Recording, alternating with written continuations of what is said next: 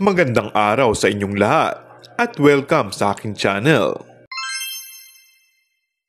Aminado si Julia Montes na nagulat siya sa mga revelasyon ni Coco Martin tungkol sa interview sa kanya kamakailan ni Tony Gonzaga sa kanyang YouTube channel na Tony Talks.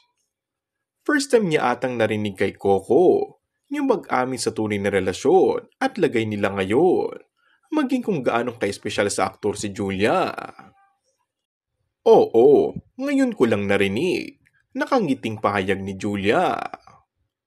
Isang yes of course din ang sagot ni Julia Montes tungkol sa proposal na ginawa ng aktor.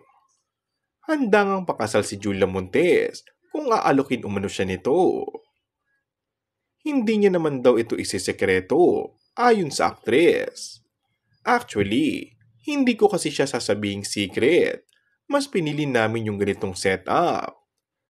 Para yung samin ay samin lang siguro. Yung pinagkaiba lang ngayon, hindi na big deal kung ano yung mga sasabihin ng ibang tao. Sa showbiz ay talagang magulo. Kaya sabi ko nga, huwag na nating paguluhin pati yung sa atin. Nag-agree din naman si Coco, kaya nagulat din ako na sa kanya ko mismo naririnig ang mga iyon. Matatandaan noong 2024 at 2023 ay madalas nang i-flex ni Coco ang makuhang larawan nila ni Julia mula sa kanilang mga gala sa iba't ibang lugar. And that's all for our today's video. Kung bago ka lang sa aking channel ay mag-subscribe at pindutin na rin ang notification bell. Maraming salamat!